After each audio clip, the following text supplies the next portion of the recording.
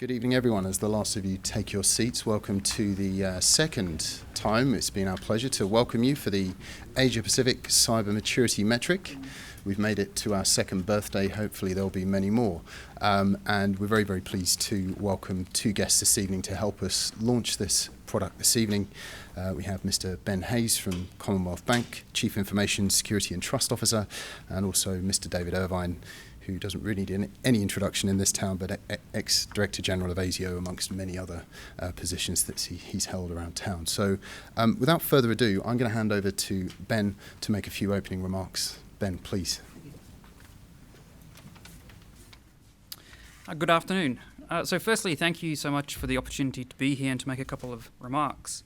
I'm delighted to see a very busy room, a very packed audience for the launch of this report.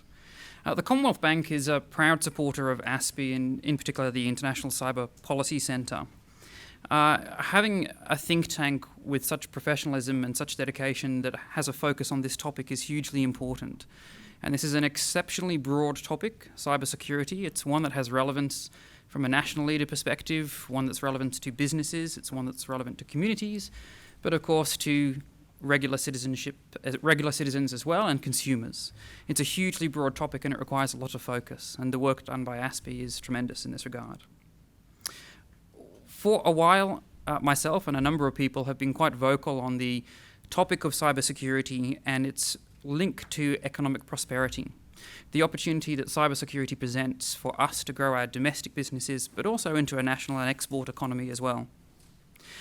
A standout in the report this year for me is the investment that is being made by regional neighbours and trading partners of ours into those areas of cybersecurity and cyber governance. And if we think about our domestic economy, we have a digital economy of around $70 billion that's predicted to double in the next 5 years. So that's actually predicted to get to $139 billion by 2020. Key ingredients for that is security, investment, and consumer confidence to interact online in the digital transactions that they want to make. So it's particularly interesting to see our neighbours and our regional partners investing in those sorts of things as well, the underpinning capabilities that will deliver that confidence in the digital economies. We've been very involved in the work underway with the national government, looking at the topic for our domestic environment as well, and working heavily with the Australian government in helping to contribute our thoughts into what a future state might look like for us. In particular, we've been talking about research and development, talking about opportunities to provide intelligence sharing with each other, but also around the opportunity for a cyber export industry. And if you think about where we sit in our region, we're a country that has strong trust, strong links with our regional partners. We sit in the same time zone as many of the other countries in APAC and have a population that has many of the local language skills. We're also well placed in our interactions, courtesy of recent trade agreements with China, South Korea, and Japan. If you look at the numbers, and I work for a bank, so we often do, the economy in the APAC region is expected to grow by 6.7% over the next few years. That's a third of the global economy. In addition to that, over the next 15 years, we will see $17 trillion worth of investment being made by the countries in Southeast Asia. And by 2030, we will have 90 million Indonesian people that are living in their consuming class and purchasing goods of about 1.1 trillion. That's significant change and right on our doorstep. So knowing how to approach such a large and diverse region that we live in is a formidable task for any business in Australia and for any business alone. That's only helped by better understanding the cybersecurity norms, by better understanding the metrics, by better understanding the national capabilities. And it's the work done by ASPI and also in this report that is hugely beneficial to that.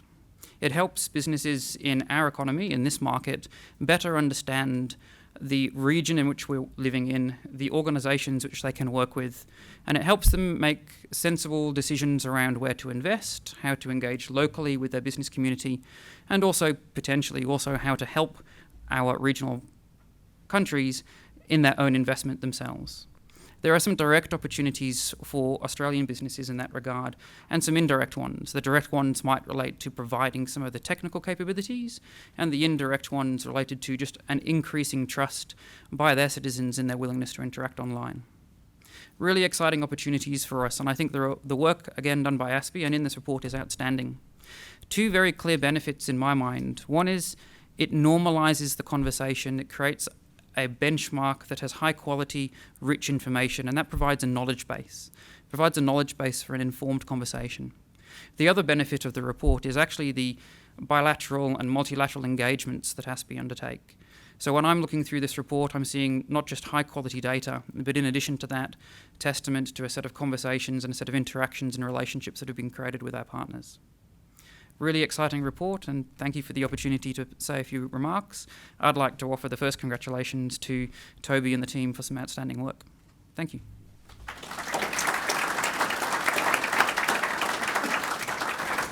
Thank you very much, Ben. And I must say, you know, without the foresight of yourself to assist us in our work here, it would all be absolutely impossible. So we really do appreciate that. Thank you very much. Next, it's my pleasure to welcome Mr. David Irvine to the lectern. Please, David. Thank you. Thank you very much, Toby. Ben. You know, I feel quite strange standing here.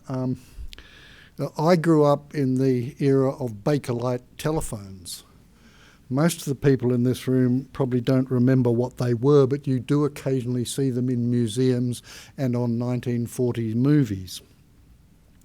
And I do remember also my first computer. It was an Apple II. It had 64K of memory. Today my doorbell's got more than that.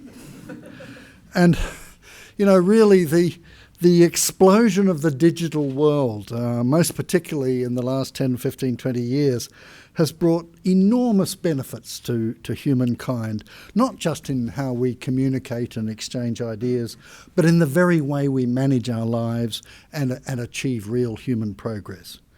And digital technology, of course, and its rambunctious offspring, the internet, have penetrated today almost every fibre of our existence. We apply digital technology to make our governance and our social service systems more efficient, our economies more productive, our research and development speedier, better focused and more innovative in solving problems. And digital technology gives us life, and it helps prolong lives. It entertains us. It also gives us the ability to defend ourselves differently in military terms. And it's not just Western developed countries that have benefited. The digital world and the internet have enabled smart, underdeveloped countries to leapfrog decades of development into brand new industries and rapid social progress.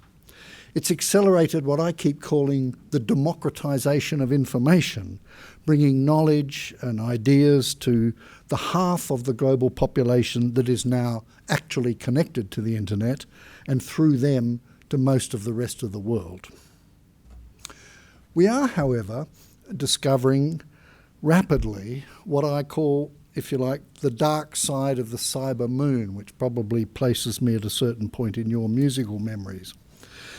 Even though, as we continue to be dazzled by the brilliance of the cyber sun, the answer to these new vulnerabilities is, of course, not to turn off the internet or restrict its operation. Things have gone far too far in far too many beneficial directions to contemplate such actions, even if we could actually do it.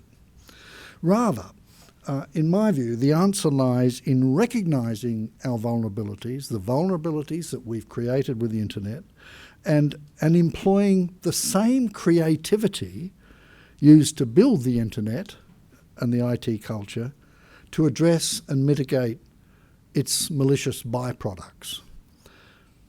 Cyber espionage, cybercrime, politically motivated hacking, criminally motivated hacking, and indeed online recruitment for violent extremists. This duality of cyber risk and reward necessitates the adoption, in my view, of an intentional informed, holistic, national approach to cyber policy built on a keen understanding of this constantly shifting landscape and the development of new threats, or the development of new mechanisms to pose threats.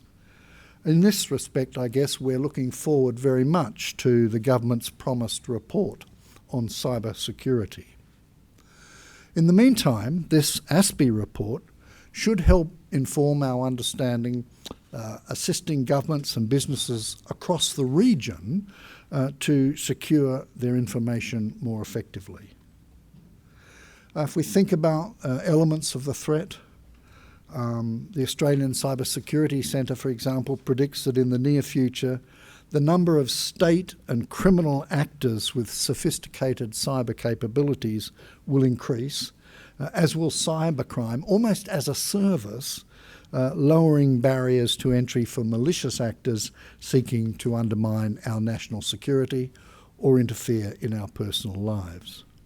The scale of the problem is growing every year, as does the sophistication of those who seek to break into Australian networks and steal sensitive information. In 2014, the Australian Signals Directorate responded to over 1,000 incidents affecting government networks, attempts to get into government networks, while CERT Australia, that noble unsung body, responded to over 11,000 incidents affecting Australian businesses. You've all read the stories. In 2015, North Korea demonstrated that cyberspace enables those who do not otherwise have the capacity to reach out to foreign businesses and governments in an attempt to impose their will. And while the hacking of Sony was not particularly sophisticated, the intent it demonstrates, and indeed the impact it had on individuals, has to be very concerning. And if that weren't enough, the theft of US government employees' sensitive personal information from the US Government Office of Personnel Management earlier this year exposed the private information of millions of Americans and put at risk the integrity of US protective security framework.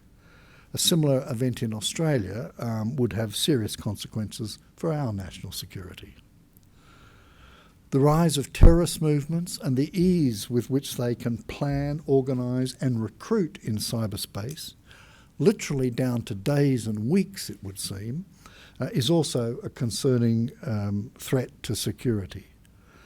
While terrorist organisations haven't yet exhibited sophisticated cyber attack capability, we must anticipate, given the sophistication that they've already demonstrated in using the internet for propaganda and other reasons, that they could well develop destructive capabilities in the near future. And states, of course, will always pose a threat because of the sophistication of their capabilities and the depth of interest in information that we possess, that we want to protect. This interest goes beyond, of course, government information and very deeply into personal and commercial information. And I guess we can also anticipate that the political tensions throughout our region can be played out online as cyberspace becomes increasingly another medium for international competition and for the promotion of national interests. So what do we do about it? These are threats we simply can't ignore. Our security agencies are learning to be adaptive and innovative in addressing a cyber threat environment that changes, frankly, almost on a daily basis. The benefits of cyberspace for economic and social development are undeniable, and we clearly need to ensure, therefore, if we're going to continue to enjoy those benefits, to be aware of the potential threats and ensure that we have a high standard of cybersecurity across the board if we're going to take advantage of those benefits. We must remain alert to cyber threats, to preempt them where possible, and have a sufficient capacity to be able to respond to increasingly high numbers of incidents. A better understanding of the risk that government agencies, businesses and individuals face is necessary if we're going to ensure appropriate investment in cybersecurity. Good cooperation amongst security agencies and other government departments at all levels is one key, I think, to securing critical information and infrastructure. And without good information sharing between them, it's going to be difficult to overcome the myriad cyber threats that we face. Engagement with international partners is also, I think, critical for ensuring that our region is both secure and resilient to sophisticated cyber threats. Sharing information with friends and allies provides a potentially extremely beneficial avenue to deal with new and emerging threats and to the development of innovative means to identify and defeat those threats.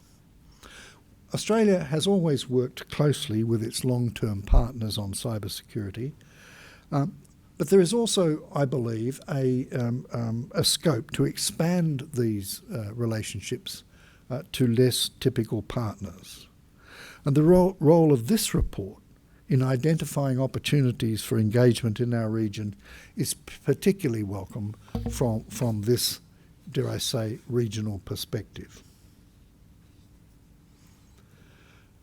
But nevertheless, the thing that we really have to look at, in my view, is to tackle the lack of awareness within our publics and our private sector about these threats. I must say, I think things have improved, awareness has improved enormously in the last 4 or 5 years, but there's still a long way to go.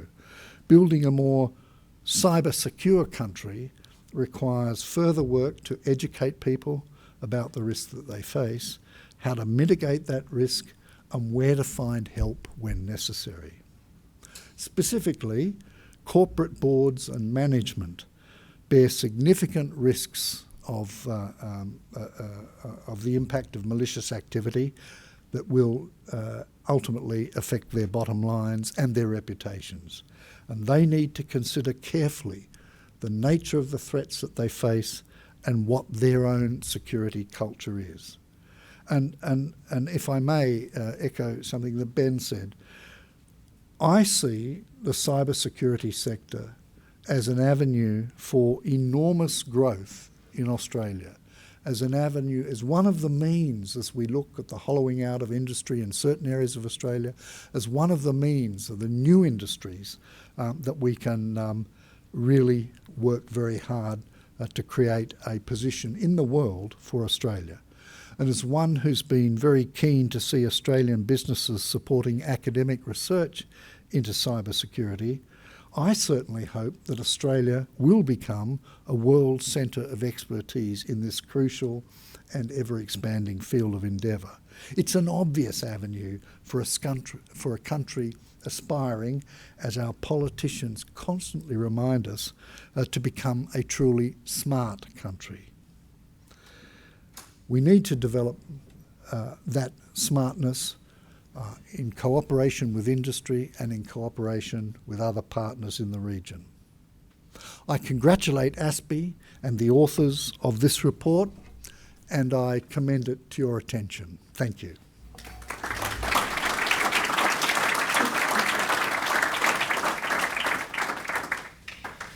Thank you very much, David. I seem to find in my job that I spend a lot of time feeling humbled by the fact that so many people are willing to show up, support the endeavours that we as an institute undertake, and come and share in the journey, to be honest, that we have, and certainly in this area, in garnering better knowledge and understanding. But I'm also humbled by the fact that people will give up their time and in such important roles to be with us and provide their support. And please don't feel for a second that it's not lost on us. Giving up this time for your diaries. It really is, and very much appreciated. I, like you, David, remember the days of the beginnings of computing as far as I was aware as a child, and I remember earnestly pestering my parents to buy me a 48K Spectrum, and then buying the magazines that had the lines of code that I then had to write into my TV screen to make these tiny little programs work. And you know what? They never worked. And it was essentially down to the user. I never blamed the machine because I loved it dearly, but it was all down to me. So we share a journey there also, but I even fear that myself now I'm reaching the age where I'm very much out of date with where things are heading and some of the latest developments. So it's excellent to get that understanding of the threat landscape from you, David. So you also have seen, I think, from our two speakers here, the importance of the balance that we try and put on the discussion here at ASPI within this cyber discussion. It's not all about government, it's not all about the private sector, but it's about understanding one another and seeing how comparative advantage can be gained from all sides, because that has not only knock-on effects for the Australian public, Australian industry and Australian government too, and regionally I think you can see this enormous opportunity, as both David and Ben outlined, that if we don't take advantage of it we'll be left behind. So I'll continue the thanks as well before I get into a little bit more of the meat, because without certain people none of this happens. It's not me just sitting there in my office writing earnestly away, creating these knowledge bombs, as one of my staff tells me it is. So firstly, I'd like to thank Jessica Woodall, whose phraseology I've just abused, Liam Neville as well, who co-authored this entire piece and spent an awful long time looking around the region to understand where the knowledge lay. And also Zoe Hawkins, who's been a real kind of pivotal part to the end of this production. So let's move on to the actual report itself and a little bit about the methodology and where we've shifted from. If any of you took the time to have a read of last year's, we have advanced the methodology a little bit and tweaked it. The one thing we were really keen to do was make sure that the methodology was open and open to critique and for others to have an input to make sure that we had the most accurate picture possible. And we found that there was an awful lot of response, certainly from the online community. We got a lot of people really going into great detail about how we'd framed all of the questions and what we'd decided to highlight. So it's still open source based. So of course there will be certain areas that we can't comment on because they are still in the classified domain or necessarily under wraps, and that's something always to bear in mind. But part of this whole exercise is about trying to create more transparency, more knowledge for a greater community to be able to utilize in their decisions. And so certainly if there's one thing that it can help achieve, it is that greater level of transparency in the region. We still have a peer-reviewed methodology. The entire methodology was soundboarded against a group of experts who assisted us in the weighting of the questions and the relative importance. So I stand very confident in the methodology that we've given you here and the information that's produced in this publication. You'll also see the addition of a financial cybercrime section. We just realised that it was far too important to put this into the overall governance structure question that we were raising, so we pulled that out. I mean, I've been told a few times by people it's all about the economy, stupid. So we realised that that's an important question to answer. If you don't have good financial cybercrime legislation and also enforcement of that legislation, then who in their right mind is going to do business in the online environment within that particular country? So increasing importance placed on that. And we also really welcomed the fact that Interpol was so keen to engage with this product as well. I mean, I think personally, it's a risk for them as an organisation to put their branding and their words into a product like this. But again, I think that's testament to the kinds of relationships we're trying to build in the region, those trust relationships whereby they know that the information we used is robust and that they can use that in their everyday jobs. So I would thank Interpol as well for taking that risk if there is one. So how about the report? Where have we moved to? Well, we'll give you a quick rundown. I don't want to laboriously track through every single change and every single stat. That's really I don't know how many of you are really policy wonks, sad policy wonks like myself. Obviously, we pour through this thing endlessly. But the idea is that you can dip in and out of this product as you see fit. But here are some of the global trends. So eyes down for a full house. First of all, where are we at in terms of the government perspective? What's going on in the region? I think still you're seeing some underlying trends which are continuing, which is this unevenness of understanding and rollout of policies across the region. And you're certainly seeing a great deal of difference in the perspectives on how the government should actually manage and regulate cyberspace. And this is also resulting in different organisational structures depending on where you reach into the region. But when we looked at all those countries in that top tier, certainly what we saw was that they'd all pursued this idea of centralised bodies to coordinate their responses to cyber policy and security. Three of the countries that we highlighted just for the accelerated rate of change that they've been through was South Korea, Singapore and Japan, who have all began amalgamating their departmental structures in order that they can respond more effectively. And it is actually quite surprising when, if you look at culturally, a bureaucracy like Japan's, which has traditionally been quite siloed, they have in very short thrift broken that down and begin to implement all of the promises that they made within their in their policy documents. So what does that show? Where does that lead us? Well, certainly it's saying something about the threat environment that they feel that they're currently existing in. And that's not just from nation state, but it's also from criminal entities. So another part of that picture is the kind of pressure that the Japanese government have felt from certain data breaches that they've had linked to various pension funds and the like, which have really pushed the hand of government to have to respond. So we've seen this accelerated take-up of these centralised groups. For South Korea, put yourself, I know we often forget the whole kind of geographical space because we're talking about cyberspace, but certainly if you've ever visited Seoul, you will feel the pressure, the immediate geographical pressure of North Korea and its proximity to Seoul, and that is certainly felt in the online environment. I think any government that had had to absorb intrusions on its nuclear power plant facilities had to undertake cyber espionage campaigns at the scale and scope that South Korea have. Again, it provides a certain impetus, and having been there not so long ago, you can see how passionate the discussion is there. And it takes place, I think, there's a lot of passion obviously in Australia. I'm not saying that isn't present in Australian society, but certainly in this space in Seoul, you can see how those pressures are really driving some very, very strong-willed discussions around how they best respond. There are also, on the flip side of this, some countries that see cyberspace as both an internal and an external threat, and then begin to control as a consequence. And this is certainly seeing something that we've seen in the case of China. I think if we're going to use Pink Floyd references, perhaps we'd be thinking about the wall and the building of the wall. And unfortunately, some of the trends that we see from some of the new legislation and policies that China is taking, it leads in a certain direction, which is about increased content control, less competition between international businesses trying to pursue opportunities in those markets. What we do see is that there's a difference in perspective and often in the language, which then makes cyber diplomacy a particularly tricky topic to pick through.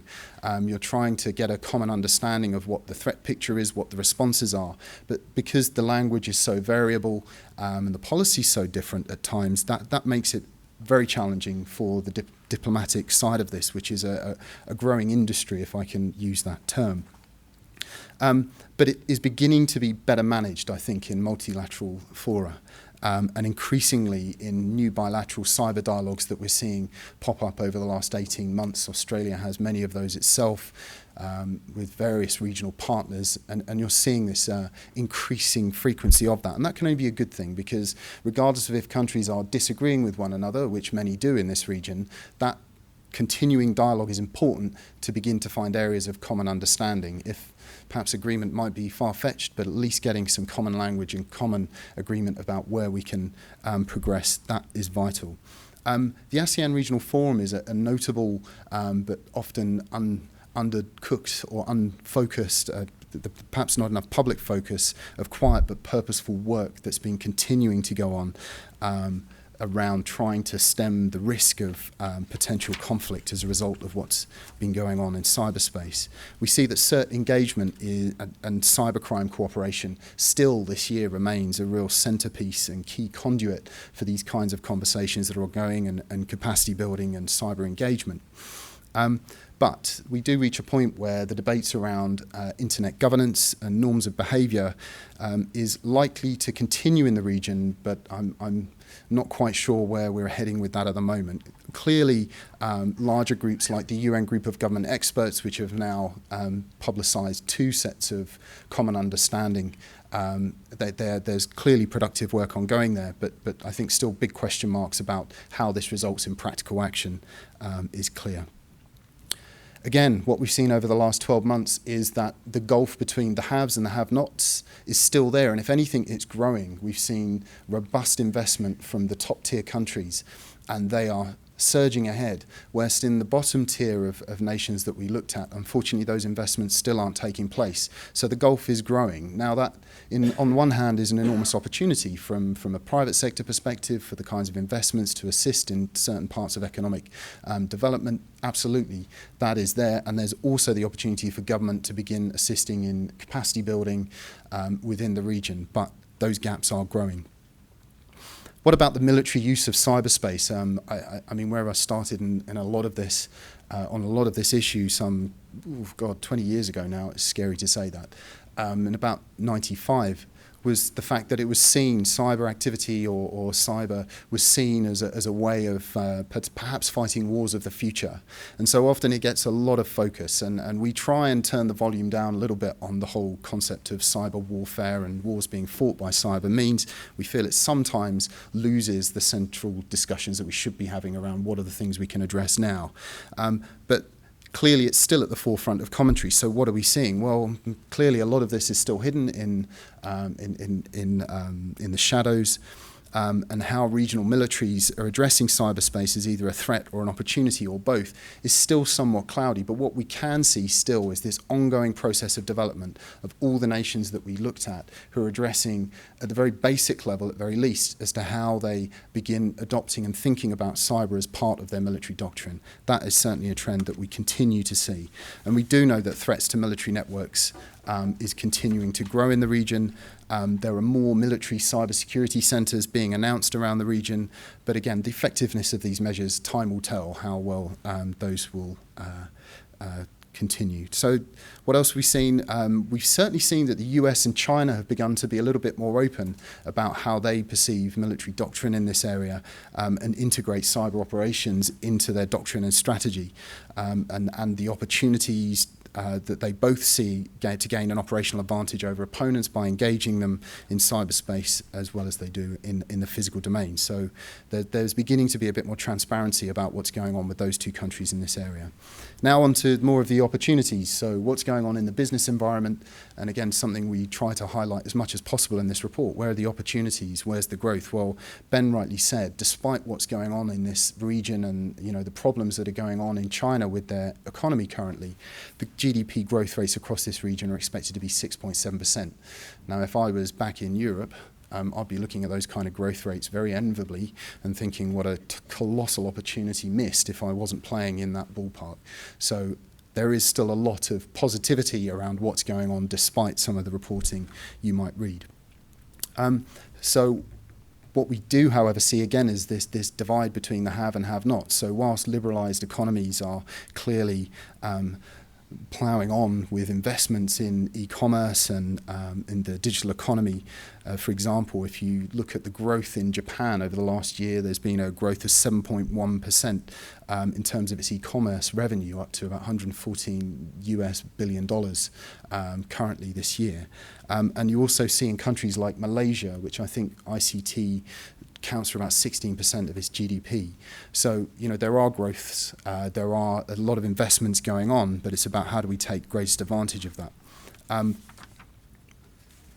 But then cybersecurity concerns are shaping some of these markets and policies, and I referenced China previously, and clearly they have begun this process of nationalisation of their ICT base. So how that shapes their future economy is as yet unclear, but what it does create is an unfair playing space for those that would like to get involved from outside. And clearly it's there's, off the back of Snowden and everything that entailed, an attempt to undercut the dominance of US firms in this space. So perhaps less connected and less well-connected countries appear to be hamstrung in their attempts to develop in e-commerce and the digital economy. What we are seeing is continuing growth in the mobile realm and access to the internet via mobile devices, and that might actually give them an opportunity to leapfrog those countries with more traditional infrastructure bases.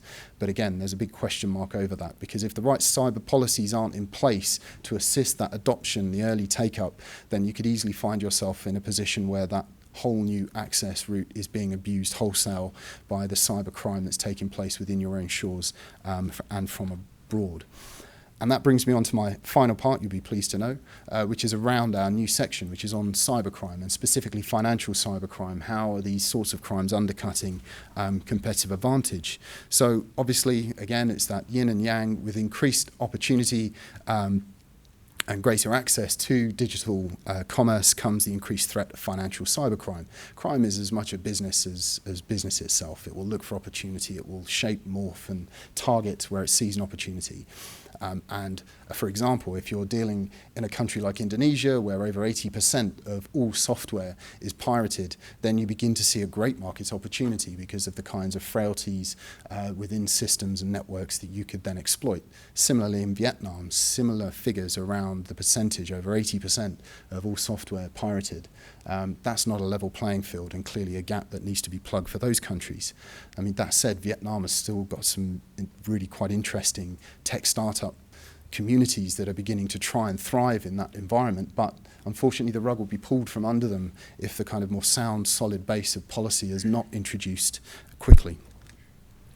And I think even though we've got this massive take-up of new connectivity across the region, the fact is that new users are often the most vulnerable to the kind of more common threat vectors, so the more basic phishing scams and the like. Unfortunately, new users are more susceptible to clicking on those links at its most basic level.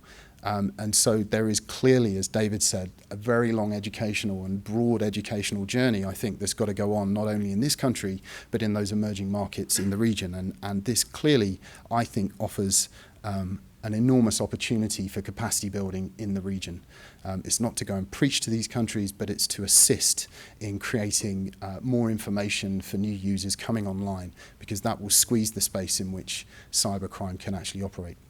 Now, I'm going to conclude my remarks there, and thank you all for listening through my diatribe. But what I would like to invite are a few questions for myself and for the co-authors. If anyone wanted to dip further into any of the aspects that we've had, that we've researched, we've left around 10 minutes for a bit of Q&A. So if you'd like to put your hand up, and if it's a suitably difficult question, what I'm going to do is deflect it to Jess or Liam, so that we can put them on the spot and test their knowledge. Please. I've looked through the report over about 10 or 15 minutes, looking for... Oh, thank you. I've looked through the report over about 10 or 15 minutes, looking for a reference to considerations around SCADA systems, the sorts of systems that control our civilian infrastructure. Mm-hmm.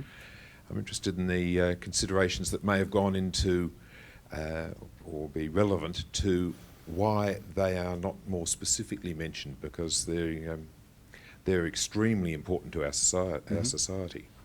Absolutely. I will pass to Liam, but suffice to say, I mean, certainly in regard to, correct me if I'm wrong, we referenced that in relation to South Korea, certainly, and the problems that they face. No problem. But Liam, did you want to have a crack at that?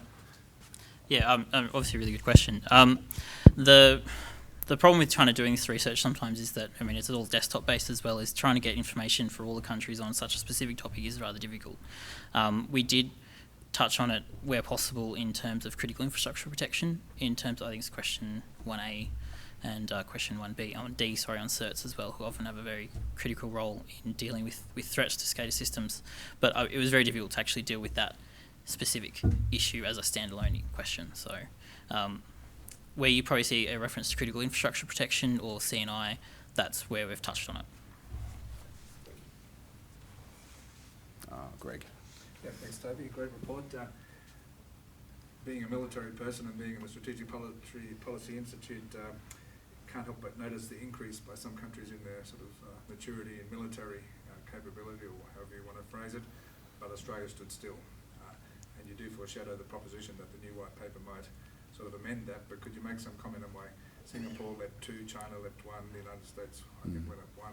Sure. What would Australia have to do to be starting to catch up? Okay, I mean, I think there's a fairly simple answer to this, to be frank, which is part of what we scale countries on is the access to information. And one of the criteria we rated against was, does a particular country have an outward-facing public document on how it looks at military doctrine in cyberspace? So, you know, US, you can point to certain reference points on that front, Singapore as well.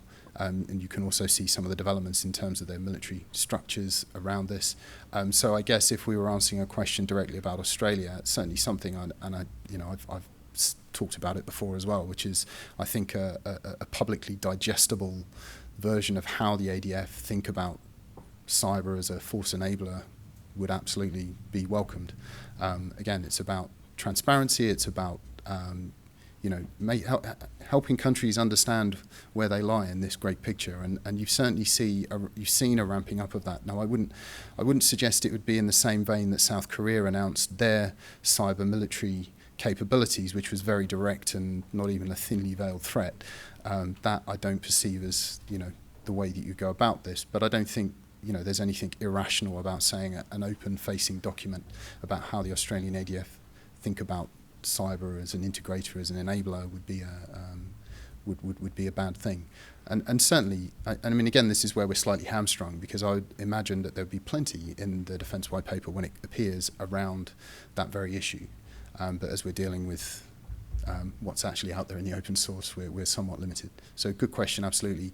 I perceive that in 2016, if we come back to this issue, there'll be a lot more to say from Australia's perspective. But certainly the trend has already started there by regional partners. Please. My name is Jason from the Federal Press Gallery.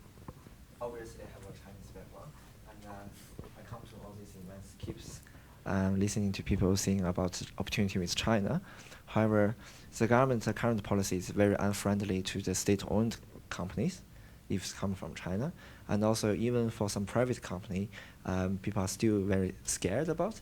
The suspicious if this is literally a state-owned company, and I'm a Chinese, and I literally know a lot of them are literally just normal private company. However, my question would be, if people are always threatened or afraid to deal with China, how can you really benefit from the opportunity? Because I have been dealing with a couple of the Chinese companies in Sydney or Melbourne, and also Australian companies. It seems like they're always worried about a bunch of problems. So yes, the opportunity is there, but how do you think Australia will really react on the incoming free trade agreement with all the opportunities? Sure, okay, so free trade agreements and C&I investments. Okay, I'll speak from a personal perspective. It's not something that we cover within the report. It's outside the jurisdiction of what we actually covered, but I'm quite happy to take that on. I mean, from a personal perspective, why would there be at times suspicion? Perhaps because there's not the level of transparency that we would be used to from an Australian point of view, and certainly in terms of the hierarchy of a company, the transparency of its finances, the transparency of where those finances are flowing to and from. All of these issues, as far as I'm concerned, would lead to a slight concern as to where is the investment coming from and what does it mean. In terms of the threat side of that, okay, I can understand how that might be perceived to be irrational. But when you don't have transparency, which is certainly something that the report is trying to assist in tackling, then that does create concern from others. Because if you can't get a true, clear understanding of where that investment has come from, well, then I think that's fair enough if there's a certain amount of suspicion as to what might be coming. And in terms of the threat picture, well, what we do know, despite many denials and accusation and counter-accusation, is there is an increasing body of evidence now to illustrate that there absolutely is economically motivated cyber espionage coming from Chinese shores. Now, I'm not saying that China is the only country that conducts espionage. To be frank, everyone's up to their necks in it, and that's something clear to state too. But unfortunately, the evidence has led to that perspective, and it's not unfounded and without evidential backing. But it's just as we're dealing with the grey area of espionage, well, everything is deniable, there are no laws that govern that, and it is about trying to progress that conversation to the point that President Xi and Obama got to, where they could begin to talk about, okay, we all know that we're doing this, how do we begin to draw back, how do we get limitations, and how can you show that you're responding to it? So however piecemeal some may feel this is, the Chinese did arrest a number of cyber criminals within their own shores to show willing to the US government that they were going to try and tackle this very important issue. So I think if we had this discussion, hopefully in 15 years' time we'd be in a very different place, because there will be more open and focused and at times quite difficult conversations between governments and their agencies around what does and doesn't happen. But as it stands, I think that degree of suspicion unfortunately cannot be allayed because of the lack of transparency. Thank you. Marvellous. So I think now, unless there's... well, yes, you can if you want. I was starting to get thirsty myself, but where you go? Well, I'm sorry. I'll keep my question brief. No, please, sorry. If I'm looking at this as a statement of the purity Sure. of assessment of cyber situation, I'd say it's pretty immature in terms of a framework to assess things by. We started to look at cyber crime. Interested to understand how the infrastructure might protect Australian citizens in particular, but citizens in general around the world, from the burgeoning amount of phishing and dubious activity that is on the internet. And it seemed to me that ISPs have a wonderful opportunity here to provide a level of filtering to their punters, that to the extent that they have a reasonably secure or groomed access to the internet. Okay, so that sounds more of a statement to me than perhaps a question to me. I'm not an ISP holder, and to be frank... Would it not be a reasonable thing to start to look at things like effectively the safety of the internet for the citizens of the country? Well, I mean, that's part of the broader discussion, surely, though, about, internet governance, the kinds of controls, checks and balances that a government puts in place. I mean, something that I'm going to sideswipe a little bit your question, because I think, to be frank, the way we've looked at it is we haven't taken an ideological view, if you like, of content control, ISP control. Actually, in the previous version we did. And we actually took a fairly dim view if governments were being too controlling on filtering content. Because then we get ourselves into an incredibly difficult conversation around what's right, what's wrong. Because I could take your statement there and actually take umbrage at it, because I don't actually want that level of filtering.